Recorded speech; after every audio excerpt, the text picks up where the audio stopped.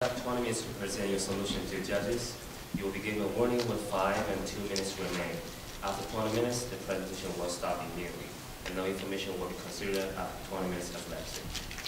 Following your presentation, there will be a 10-minute question and answer. You will be given a warning when 2 minutes remain. The question and answer will be stopped after 10 minutes, and you may begin. Thank you. Good morning, we're Team Yankee, and I'm Caitlin. And to my right, I have my teammates Sierra, Cameron, and Alex. And we're excited to share with you our global IIoT strategy for Nidec Motor Corporation and give you a more in-depth understanding of how we reached our recommendations. Before we get started, I wanted to let you guys know that we'll be using industrial internet, of things, I'm sorry, as IIoT for the duration of the presentation.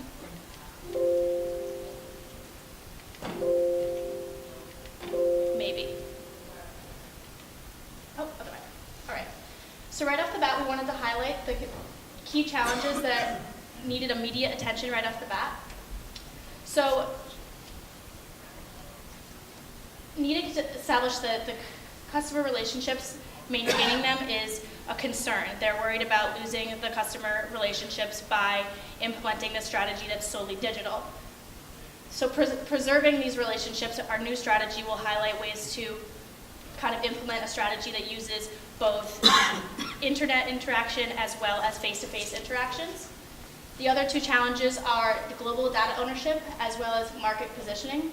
Global data ownership is a ever-changing, the regulations are changing due to global standards and the understanding that there's not a global norm for these regulations based on country. This then goes into sensor data ownership and cloud storage and how the regulations vary because the lines are blurry and who owns this data.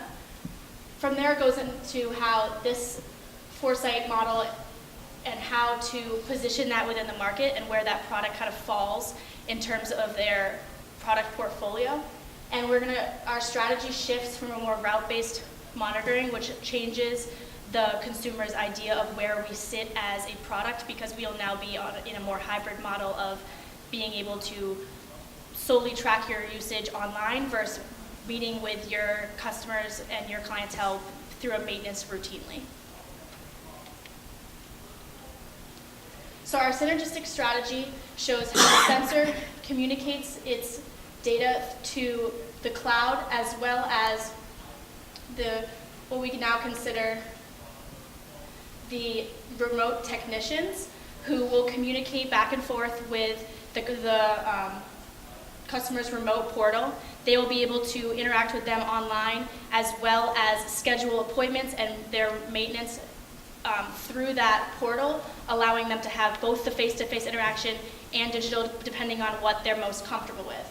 The customers will have access to the cloud for their own data, but not access to the data in its entirety on the cloud, as well as the remote technician will be able to access their clients' data, but have no access to other clients that are on the cloud. So like I said, the customer portal is where the end user accesses and analyzes their sensory data, and they have complete control over the data, but not ownership.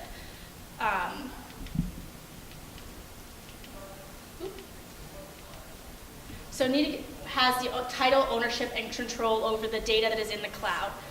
They have access on the secure cloud, which is represented by the lock, so they have the access to all of their clients' data, but the customer control only allows them to see their data, but not necessarily get access to it all through ownership.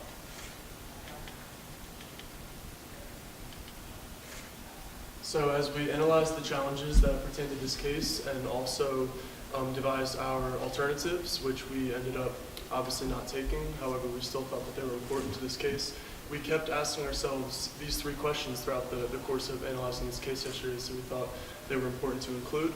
How can we foster value for all parties that are affected by the successful launch of this foresight platform? We saw in the case how one of the most pressing issues was the risk of losing these service provider relationships because they are also direct customers of Nidec. So main goal of Nidec, as the case states, is the limiting sort of competition with people who are their own customers. The second question is, how can we overcome the severe lack of well-defined global regulations pertaining to the cloud-based IoT data? We developed a ownership model in which Alex will discuss later on in the case. The third one is, how can we maintain our dominant market position while adapting to this fourth industrial revolution? And this took us to our alternatives. So for the customer relationship side, our first alternative that we discussed was a strictly digital platform. And we obviously came up with some positive and negatives, however, confirmed that it was unfit because it does not address this issue of maintaining these customer relationships with the service providers. And we also really heavily considered a hybrid model of the data storage using a cloud and the physical servers. And we probably considered this one the most heavily, however, decided not to use it because of the risk of a lack of security and privacy in such a important and this industry has such magnitude to it that a breach or a cyber attack would have significant effects. It wouldn't be on the level of identity theft, it could be on the level of an electro grid going down. So we chose to not use that alternative. In terms of ownership of data, we discussed the possibility of having the end users having the title ownership of their own data. However, we chose against that because it would propose risk of a breach of trust, and as I just stated, this is a very highly regulated industry and has a lot of risk propensity involved in it, so breach of trust would be significant. And we also discussed end users gaining limited access to the data, but then we asked ourselves, what is the point? This foresight investment is a massive one for the company, and if they're going to do it, it should either go all out or devise a different way. And in terms of market positioning, we actually discussed taking a follower approach to this digital transformation, even though Nidec has been an industry leader for some time now. And we discussed the possibility of them sort of taking the back seat in the beginning and learning from some other companies in the industry who have been using IoT platforms. However, through some further research, that was unattractive to us in the beginning anyways, and then through some other research, we learned that this is not passionate or tenacious, this is not thinking in the now, and we learned about the principles of the company, which is important to us. So we come to our first big question: how do we stay connected with our customers? Through our use of the remote service providers that we have, we attempt to create a sort of synergistic model so that they're not only a reactive maintenance provider, however, they can sort of be that bridge in the gap between reactive and predictive maintenance, and that's very important because we want to try and foster value for every single party and not have it be separate. We want every party to rely on each other and be interdependent so that it can foster that major parallel growth between them all. So we use this graphic to just sort of help you visualize our thought process and the organizational structure of the relevant customers. And obviously at the top is the Nidec Corporation. They have the full title ownership of all of the data. And then below them are the contracted remote technicians who have limited access to only their respective clients that they manage and monitor through the platform. And then at the bottom is the end users who have full control and possession of their own data, however do not have title ownership because they don't have access to the secure data on the cloud. Of course, they can only see their own and analyze their own and do as they please with their own, but we didn't want them to have the ability of breaching any trust and having any access to other clients' information. And then on the right, the Nidec Corporation is the facilitator of the customer relationship management, and we used Foresight to mimic almost a CRM software for the middle ground, who's the contracted remote technicians. So if you think about it in a way how an internal or external sales rep would use a CRM software like Salesforce, for example, through that they can analyze the performance, the major low levels that their clients hit, and they can sort of help them through that. So obviously it's not the same nature, but it is the same concept in their ability to analyze their clients and their specific accounts' performance and specifically the health of their equipment, which is a major part of this case. So we wanted to offer that that exclusive assistance beyond just the platform. And then obviously the proposed a data access agreement, and it will be integrated as an element of the already existing service agreement between the end users and the service providers. And they will have limited access, like I stated, to the respective service clients. And the payment agreement will remain as it is in the service agreement. However, that part is up to the end users and the service providers as if this case never happened. However, our incentive is that they will adhere to the value-added pay structure, which you'll see in the following slide.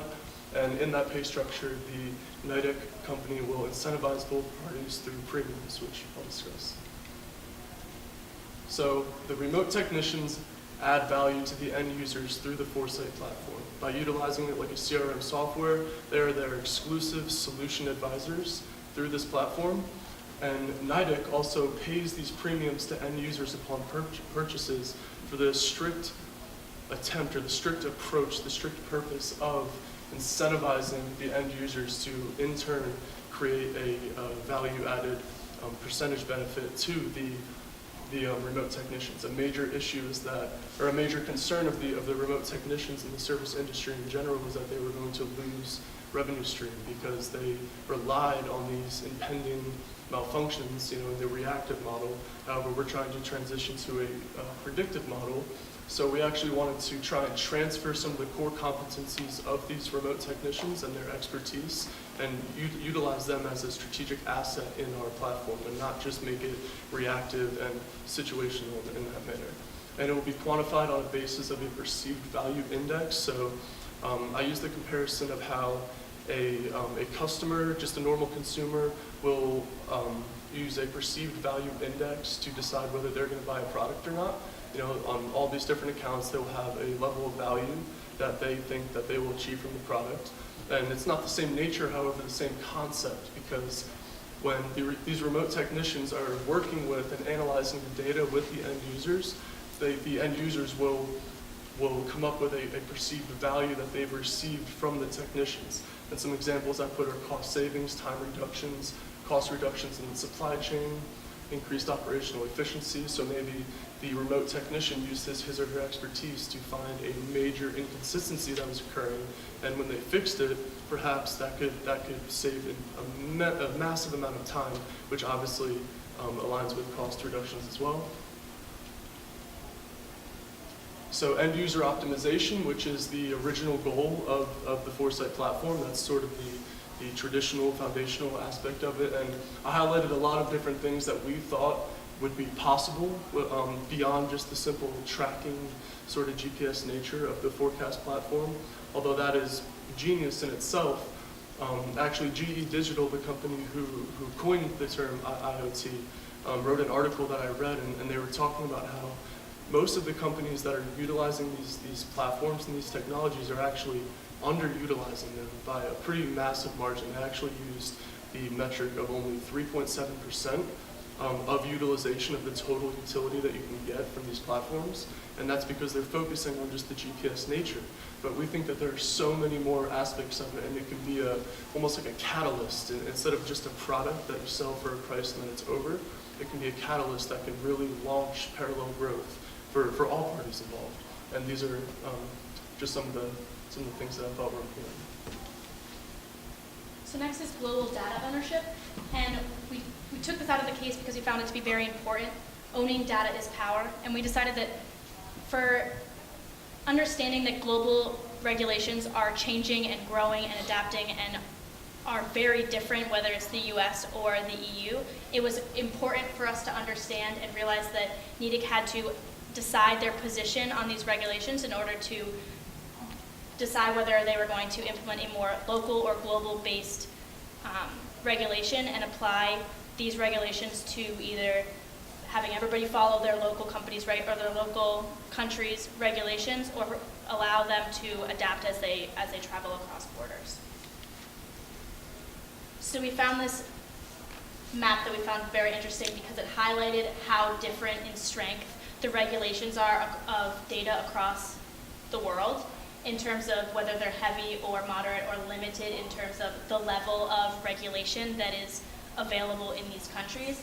And if there had been more time, there was a feature that allowed us to, you could compare the countries to each other, and it would detail the regulations that were in each country and how they correlated to each other, and the ways that you could use that data to then decide which regulations were most effective or necessary to that product or like regulation for that data.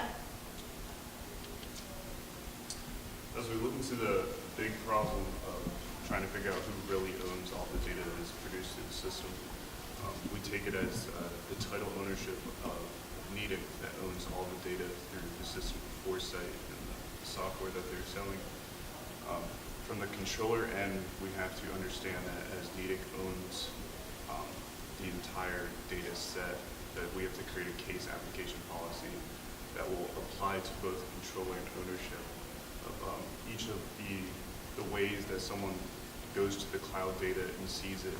So if the OEMs are going into the data, we don't want them to view data that is sensitive to the information in the systems. We want them just to view the information that is, disrupting a part in the motor. Under the ownership side, we want to just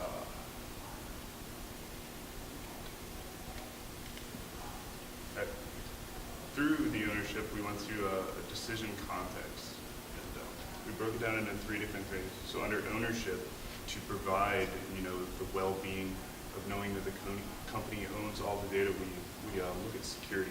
So under security with Nidec, they have the flexibility and the power with the multi-million-dollar corporation to protect the asset. For example, if a data breach into the system through the cloud server, or like how we wanted to go to the cloud server instead of like a solid server in a certain area, they have the flexibility to control and stop that before the data is breached from our end users. So that information is not getting out to the public, so someone can like hack into their systems and change either algorithms in the motor.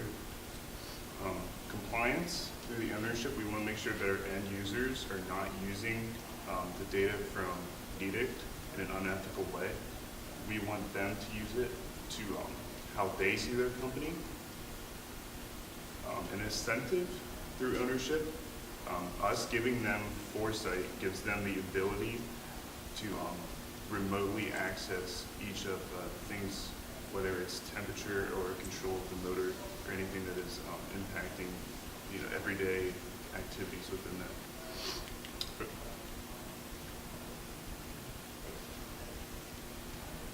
The laws and acts that guided our decision through contacts, we first, I looked at the Cloud Act through research, and I noticed that when it was implemented in 2018, it brought information from an act in 1986 that was just a broad aspect of data and how it is shared either financially or through healthcare that needs to be protected. But as technology is advancing in today's world, it updates the information through cloud data or servers that they need to protect information that is out in the world today.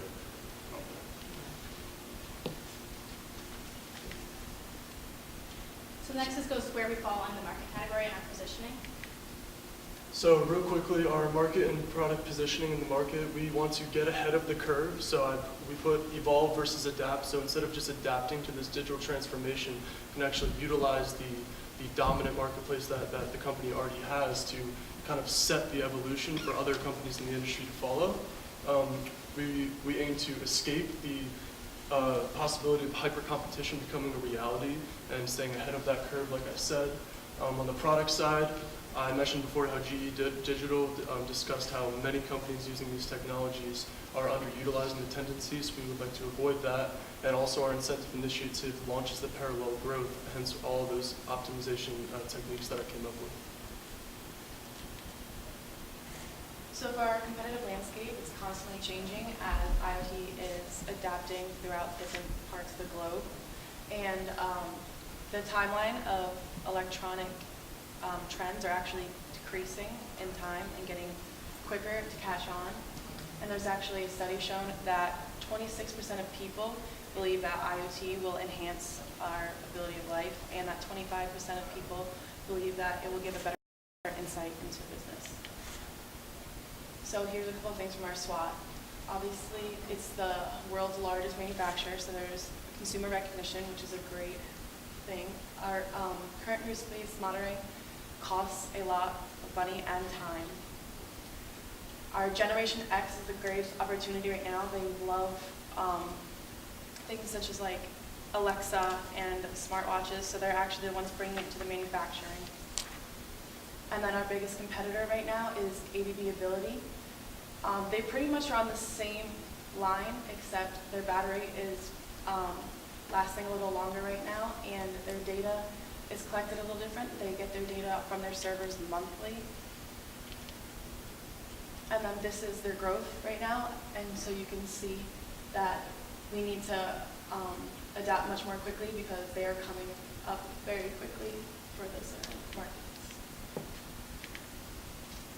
So we come to our final recommendations are to establish our proposal for integrating the remote technicians into the Foresight platform and also follow our guidelines for the product positioning through the maximum utilization of this platform. And on the data side, the company is to adhere to our data ownership model that we proposed with considerations for the upcoming provisions of the GDPR and of the European Union in May of 2018 of this year. We think that that could either propose a very disruptive provision, or it could be a pretty exciting opportunity for finally establishing some more firm global regulations for the industry to follow.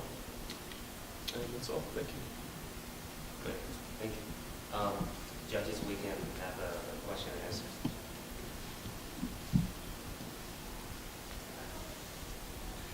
You thought about how you're going to price this product? We have thought about it, and we tried to look at some standards in the IoT industry in particular, because we had trouble finding things for the IIoT because it's not being used very heavily yet.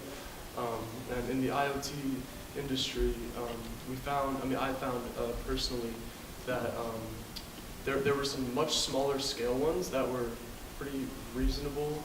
I think I saw one that was around 30, I believe. However, there was also, pretty unbelievable maintenance fees with that one. However, no, we did not come up with a pricing structure for our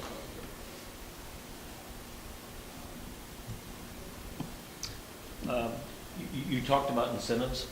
Can you just expand on that a bit? And so when you guys considered incentives, were they all economic incentives? Did you think of any non-economic? And I think your grid may have highlighted a few of those that may feel non-economic. So most of our incentives were economic, yes. However, a key one that we wanted to really touch on it in multiple of the slides, and we wanted to use our presentation to connect our strategy all back to it. Even though the two challenges that the case proposed were product and market positioning, and then the global guidelines for data regulation and ownership and transmission and all that. Through reading through the case multiple times, we found that a major issue, still perhaps the most major issue, was losing those customers of the OEMs and the MROs that the company had, and we wanted to really heavily address that. So we did use an economic nature for that incentive. However, the incentive itself was to keep them in the ballgame, and actually not keep them in the ballgame, but actually integrate them much more with our company, because before they were just our direct customers, and then they were the service providers of the end users, and it was kind of that very traditional, straightforward stream. However, with our proposition, we use the word synergistic because the premiums that Nidec would be paying in terms of purchasing would be used for the value-added benefits of the service providers in the end. So then they would be relying on them just as the end users would be relying on us. And we tried to sort of create that cycle so that we could maybe foster growth together instead of just keeping this exponential pattern. Although it's obviously worked for the company pretty well, we wanted to try and propose a new strategy for this digital transformation. The thought process that we had was all of the revolutions that have happened. The Industrial Revolution took a number of years to become really prevalent, but all of the subsequent revolutions, like the technology revolution, the social media revolution, the mobile phone revolution, the Wi-Fi and interconnectivity revolutions, they all got incrementally smaller in terms of how long it took for them to pretty much be dominant in the world. And we used that concept for predicting how long it would take for this fourth revolution, Industry 4.0, I think is what the case called it. We used that concept to predict that it would take even less time than those other ones for this to become dominant.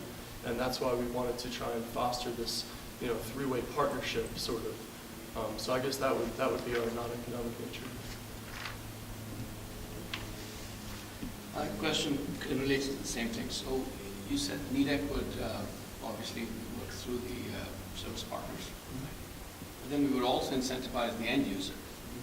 So do you foresee that relationship becoming very complicated for Nidec to manage both for service providers and their end customers? Because couldn't there be a matrix type effect that saving customers being supported by two service providers? Yeah, Think well, about how Nidec manage the relationships there. The way that we thought about it was having these service providers be actual users, have accounts, if you will, with the platform of Foresight, so that the company Nidec, being the title owner of all of the data, could monitor everything that they were doing.